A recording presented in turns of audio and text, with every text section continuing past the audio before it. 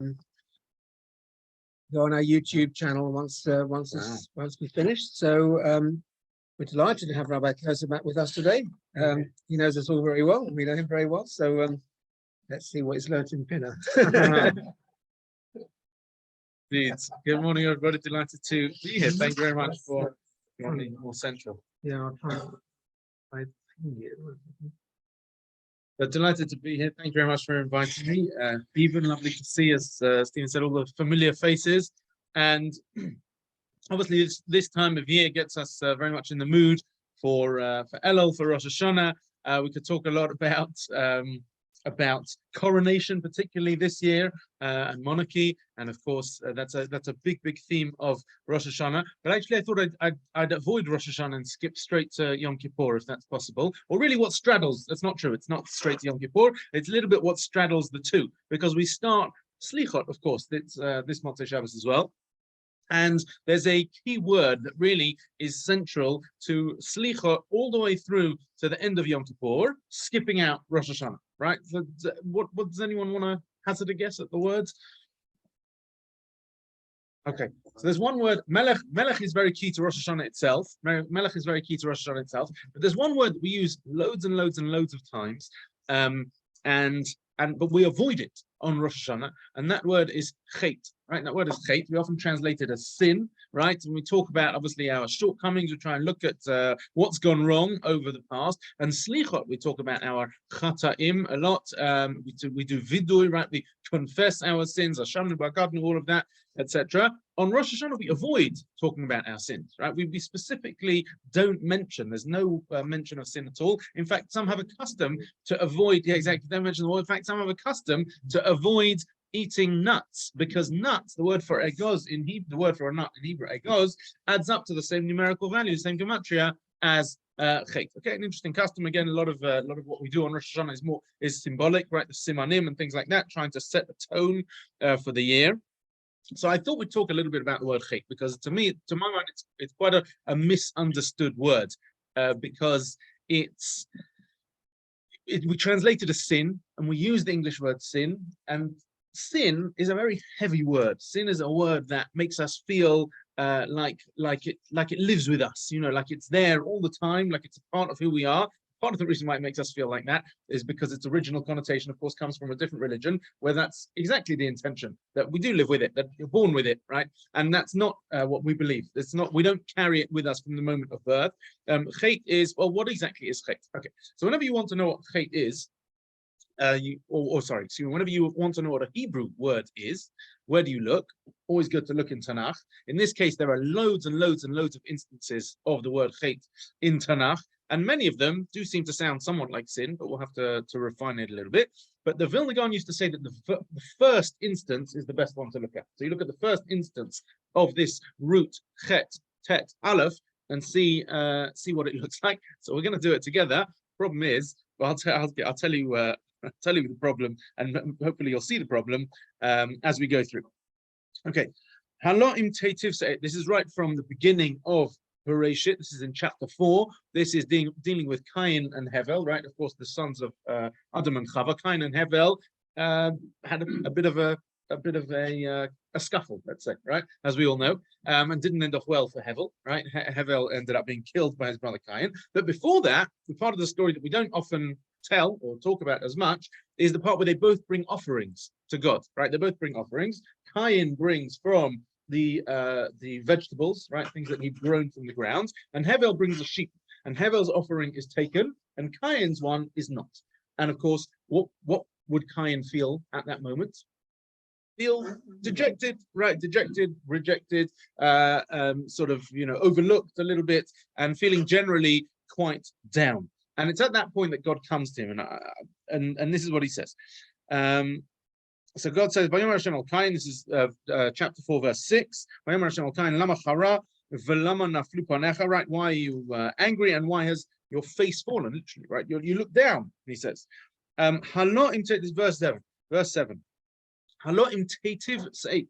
If you get better, right? You look down. You look upset that your sacrifice wasn't taken. But he says, all you need to do in teitiv se'et, if you get better, teitiv, right? Become more tov, become better. Sept, then you'll be uplifted. You'll feel better. You'll be raised up. Ve'im lo tetiv. But if you don't get better, then lapetach chatat rovet. So at this point, here we have the word chatat right at the door, lapetach, by the doorway. Chatat rovet. Chatat is crouching, right? It's crouching there. Sin is crouching there. Ve'elecha teshukato, and it desires you. It wants to come towards you.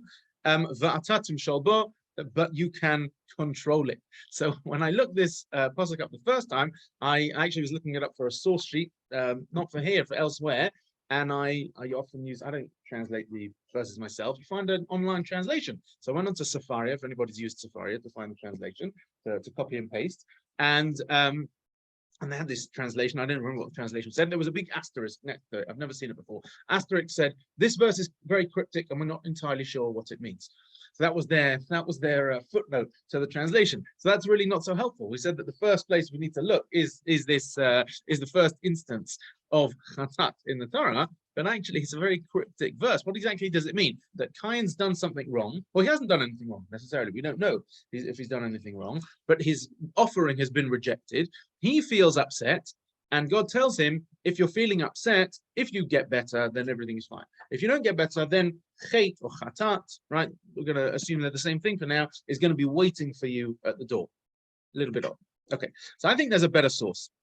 And there are quite a few sources that you could look through, but I'll just pick one now, which I think puts it really well, and that is in Shoftim, the book of Shoftim. The book of Shoftim, book of Judges, of course, the second book of Tanakh, following Joshua. Joshua takes the people into the land, and Shoftim is after the death of Yehoshua, where the people are beginning to settle, and it has its ups and downs. Anyone who's learned through the book of Judges, you'll know that it very much has its ups and downs. Sometimes they have better leaders, sometimes they have worse leaders, sometimes the Jewish people are doing okay, sometimes things are really not going well. It's a very up and down story of those initial decades and centuries in the land of Israel, the Jewish people. And among there, really is a total side note, totally different to that, talking about the tribe of Benjamin, the tribe of Binyamin, chapter 20, talking about its army, right? And of course, as an army, in those days, you had people with, you had foot soldiers, right? You had the, with the sword, you had archers, but in addition to that, you had a slingshot, right? Someone who would carry a stone.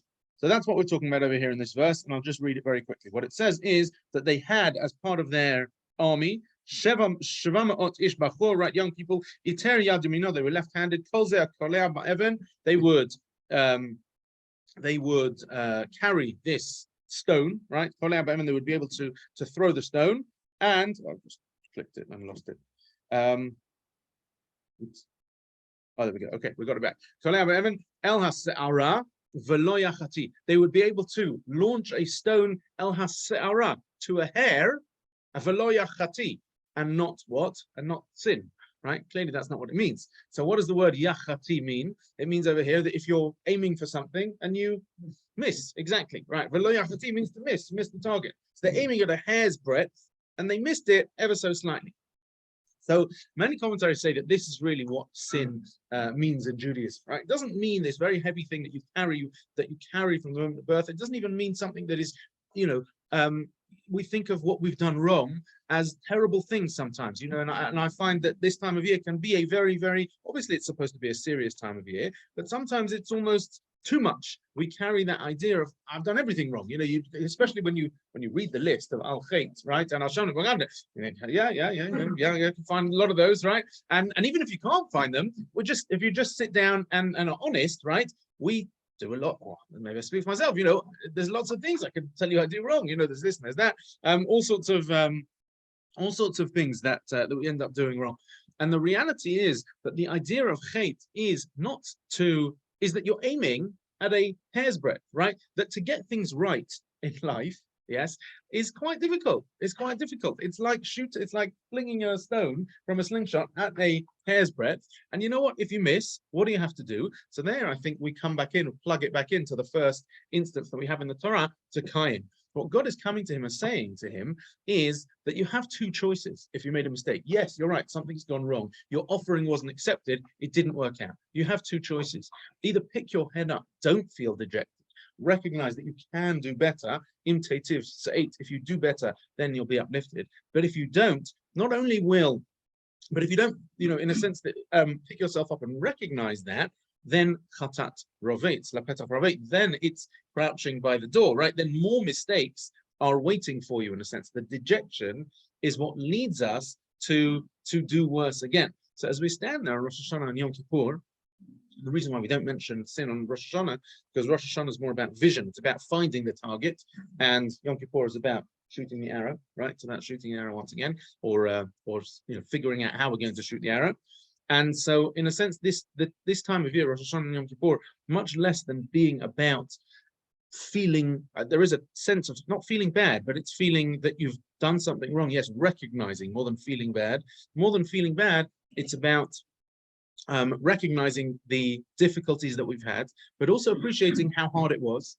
And all we need to do is simply pick ourselves up, try better the next time. If you were aiming at a hair's breadth and miss, right?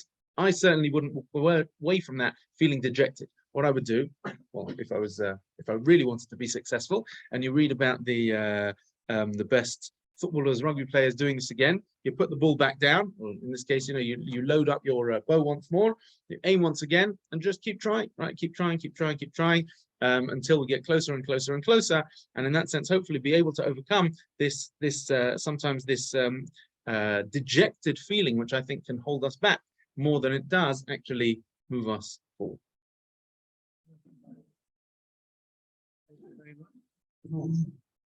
Very nice to have you back with us, and Thank you very much. wish you a happy new year to you and your family. Has anybody got any questions for Rabbi Kurzer before we close down the session? No? Okay. Well, I'll say goodbye to those people on Zoom. And we will finish off with the bracha here. So for those on Zoom, we'll see you again next week. Okay.